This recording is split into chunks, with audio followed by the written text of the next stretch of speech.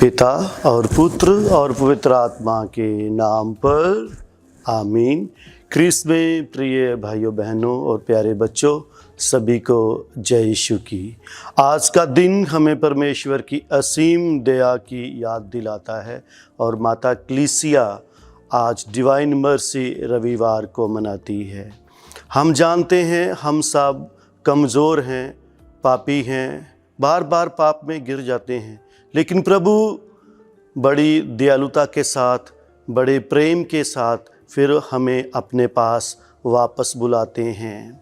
प्रभु हमारी सभी मुश्किलों को, परेशानियों को दूर करते हैं। और आज का जो रविवार है विशेषकर प्रभु की अपार दया का प्रतीक है। आज के दिन हम प्रभु की उस अपार दया को याद करते हैं। क्रिस्त में प्रिय भाइयों बहनों, आज के सुंदर वचनों के माध्यम से प्रभु यीशु हमें 3 बातों पर सोच विचार करने के लिए आमंत्रित करते हैं। पहली बात है परमेश्वर की दया को स्वीकार करना है और दूसरों को क्षमा करना है। आज का जो दूसरी बात है, हमें प्रभु पर विश्वास रखना है, वह हमें मार्ग दिखाएंगे। और जो तीसरी बात है, जो दया प्रभु ने हम सब के लिए दिखाई है, उस दया को हमने अपने कर्मों के माध्यम से दूसरों को दिखाना है।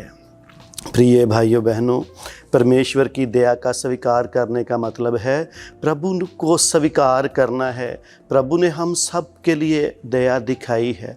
उन्होंने अपने प्रिय पुत्र को हम सब के पापों के लिए धरती पर भेजा ताकि हम सब प्रभु में नया जीवन पाएं। प्रभु ने अपने पुत्र को भेजा कि हम प्रभु के बताए हुए मार्ग पर चल सकें। जैसे प्रभु यीशु ने धरती पर रहते हुए विनम्र बनकर बड़े प्रेम के साथ, बड़ी शांति के साथ सभी मनुष्य जाति का उद्धार किया, उनको नया जीवन देने के लिए अपने प्राण न्यौछावर कर दिए। और जिन्होंने भी उनके साथ दुर्व्यवहार किया, प्रभु ने उन्हें क्षमा प्रदान की, उनके लिए प्रार्थना की, हे पिता इन्हें माफ़ कर, ये नहीं जानते कि ये क्या कर रहे हैं। क्रिस्त में प्रिय भाइयों बहनों, उसी प्रकार आज हमें मसीह द्वारा, प्रभु यीशु मसीह द्वारा दी गई उस दया को स्वीकार करना है। जो हम सब के लिए प्रभु ने दया दिखाई है, उसको स्वीकार करना है, पूरे हृदय से स्वीकार करना है, दिल की गहराइयों से उसका स्वीकार करना है। और अपने आसपास में रहने वाले सभी भाई बहनों को हमें माफ़ करना है, उनके लिए प्रार्थना करना है। अगर किसी बात को लेकर हमारा किसी के साथ कोई मन मुटाव हो गया है, तो उस बात को वहीं पर ख़त्म करके उसके साथ हमें भाईचारा कायम करना है, प्रेम की भावना कायम करनी है, शांति की भावना कायम करनी है। तभी हम कह सकते हैं कि हाँ, मैंने प्रभु यीशु मसीह द्वारा दी गई दया को मैंने स्वीकार किया है और उस दया से मैं दूसरों के ऊपर दया दिखा रहा हूँ। जैसे प्रभु के सुंदर वचनों में हम पढ़ते हैं, रोमियो के नाम पत्र अध्याय 5 वचन संख्या 8 में हम पढ़ते हैं, परमेश्वर हम पर अपनी प्रेम की भलाई इस प्रकार बरसाता है कि हम पापी थे तो तभी मसीह हमारे लिए मरे। क्रिस्त में प्रिय भाइयों बहनों, ये बहुत ही सुंदर वचन है। जब हम पापी थे तो प्रभु यीशु हमारे लिए मरे। देखिए, ये प्रभु की महान दयालुता है हम सब के प्रति, पूरी मनुष्य जाति के प्रति, कि मसीह ने हम सब के लिए प्राण न्यौछावर किए। ये हमें दर्शाता है कि हमारा प्रभु महान है, वो दयालुता से भरा हुआ है, वो दयालुता से भरकर हमें अपने बीच में सम्मिलित करने चाहते हैं। वो अपने प्रेम से, अपनी दया से हमें भरना चाहते हैं। आज हमें ज़रूरत है प्रभु की उस दयालुता को स्वीकार करने की कि हे प्रभु, मैं अपने आप को आपके पवित्र हाथों में सौंप देता हूँ, अपनी दया से मुझे भर दीजिए ताकि मैं भी लोगों के प्रति दया दिखा सकूँ। आज का जो दूसरा संदेश और जो दूसरी बात सुंदर वचनों से हमें मिलती है वे है, हमें प्रभु पर विश्वास रखना है, वे हमें मार्ग दिखाएंगे। क्रिस्त में प्रिय भाइयों बहनों, कभी कभी हम अपने दैनिक जीवन में कार्यों में व्यस्त रहते हुए प्रभु से दूर चले जाते हैं, लेकिन प्रभु बड़े प्रेम से, बड़ी शांति से हमें वापस बुलाकर कहते हैं, मेरे पुत्र या मेरी पुत्री, ये मत सोच कि तुम्हारे पाप कितने बड़े हैं, तुम सब मेरे पास आओ, मैं तुम्हारे सभी पापों को भुलाकर तुम्हें एक नया जीवन प्रदान करूँगा। प्रिय भाइयों बहनों, लेकिन उसके लिए हमें पहले विश्वास में दृढ़ बनना है। हमें ये दृढ़ विश्वास करना है कि मेरे पाप क्षमा हो जाएंगे। प्रभु यीशु के पास वो शक्ति है, प्रभु यीशु के पास वो सामर्थ्य है कि वो हमारे सभी पापों को, मेरे सभी पापों को क्षमा करेंगे और वो मुझे मार्ग दिखाएंगे, भलाई का मार्ग, दूसरों की सेवा करने का मार्ग, प्रेम का मार्ग, शांति का मार्ग, जिस पर चलने से मेरे जीवन में प्रेम आएगा, मेरे जीवन में शांति आएगी। कभी भी मेरे जीवन में, मेरे घर में, मेरे परिवार में कोई भी लड़ाई झगड़ा, जहाँ कोई बीमारी, जहाँ कोई परेशानी नहीं आएगी, क्योंकि मैं प्रभु में दृढ़ विश्वास करता हूँ। वे ही मेरा मार्गदर्शक है, वो ही मुझे मार्ग दिखाते हैं, मुझे कौन से मार्ग पर चलना है। नबी इसायास का ग्रंथ अध्याय 30 वचन संख्या 21 में हम पढ़ते हैं, प्रभु का सुंदर वचन हमें कहता है, जब तू दाएं जा बाएं मुड़ो तो तेरे पीछे यह आवाज़ सुनाई देगी, मार्ग यही है, इसी पर चलना। क्रिस्त में प्रिय भाइयों बहनों, कितना सुंदर वचन है प्रभु हमें सिखाते हैं नबी इसायास के माध्यम से कि जब भी तुम दाएं जा बाएं मुड़ो, तुम्हारे पीछे एक आवाज़ सुनाई देगी कि यही मार्ग है, तुम इस पर चलो, मैं तुम्हारे साथ हूँ। क्रिस्त में प्रिय भाइयों बहनों, हमें ज़रूरत है प्रभु की आवाज़ को सुनने की, प्रभु के बताए हुए मार्ग को चुनने की, विश्वास के माध्यम से। तभी हम प्रभु में आगे बढ़ेंगे, तभी प्रभु हमें भलाई के कार्य करना सिखाएंगे, तभी हम कहेंगे यस, प्रभु ने मुझे विश्वास में दृढ़ बनाया है और अपने प्रेम से मुझे भरा है। आज का जो तीसरा संदेश प्रभु वचन के माध्यम से हमें देते हैं कि जो दया प्रभु ने मेरे लिए दिखाई है, उसी दया से मैंने अपने कर्मों से लोगों का जीवन को बदलना है। क्रिस्त में प्रिय भाइयों बहनों, प्रभु ने हम सब के लिए दया दिखाई, अपने प्रिय पुत्र को धरती पर भेजा कि हम सब नया जीवन पाएं।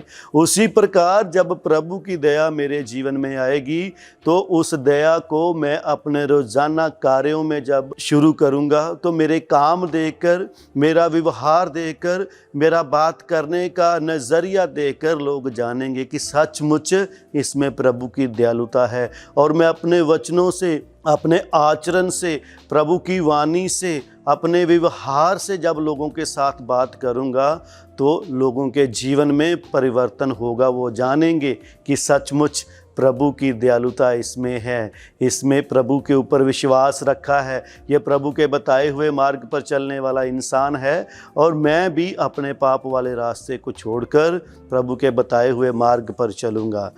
इसमें प्रिय भाइयों बहनों, जैसे संत लूकस के सुसमाचार अध्याय 6 वचन संख्या 36 में हम पढ़ते हैं, जैसे तुम्हारा पिता दयालु है वैसे ही तुम भी दयालु बनो।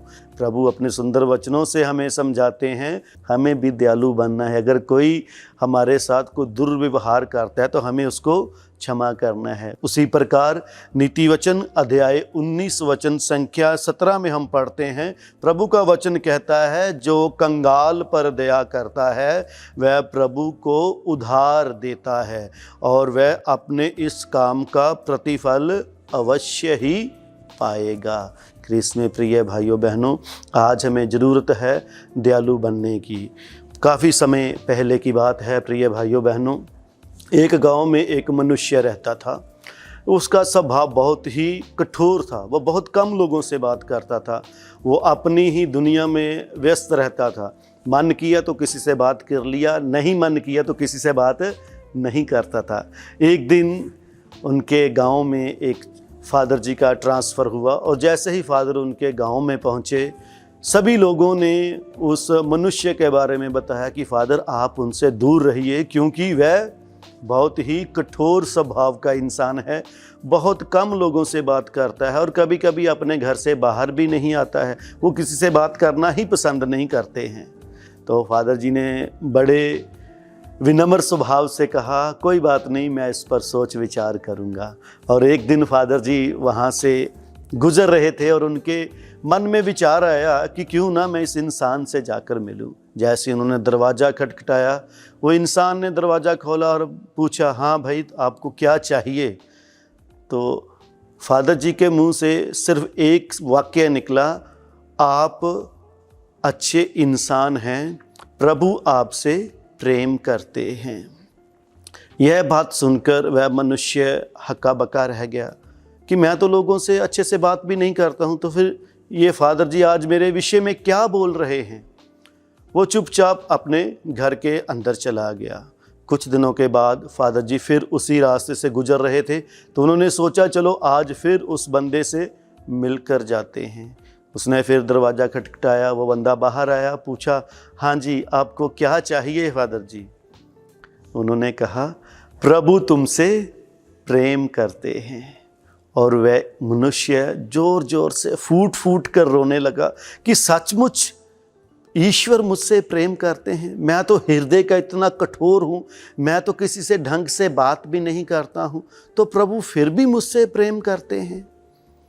तो फादर जी ने मुस्कुरा कर कहा, प्रिय भाई, प्रभु यीशु की जो दया है वो सभी मनुष्यों के लिए है, किसी पार्टिकुलर इंसान के लिए नहीं, बल्कि हम सभी मनुष्यों के लिए है। और उसी प्रभु ने आपसे प्रेम किया है। ये सब सुनने के बाद उस भाई का मन परिवर्तन हो गया और उसने ये सोच विचार किया कि प्रभु मुझे कठोर दिल वाले को इतना प्यार करते हैं, अभी मैं प्रभु के प्रेम को अपने जीवन में अपनाऊंगा और प्रेम के माध्यम से बहुत से भाई बहन जो मुझसे गुस्सा हैं उनके पास जाकर माफ़ी मांगूंगा और उनसे प्रेम से बातें करूंगा और ये दिखाऊंगा कि जिस प्रकार प्रभु ने मुझ पर दया की है, प्रभु की दया से प्रफुल्लित होकर मैं भी दयालु बन गया हूँ, मैं भी विश्वासी बन गया हूँ और प्रभु ने मुझे सही मार्ग दिखाया है कि मैं भी सभी भाई बहनों से प्रेम करूं और इस धरती पर रहते हुए जो भी भाई बहनों के साथ मैंने कुछ भेदभाव किया है उन सब से माफ़ी मांगकर अपना जो मार्ग है प्रभु के प्रति सीधा कर सकूं।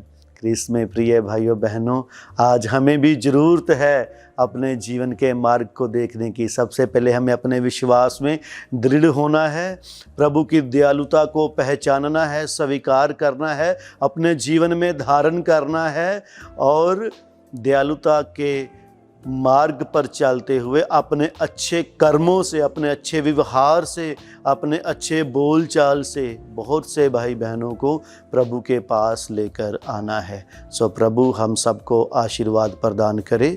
सभी को जय यीशु की।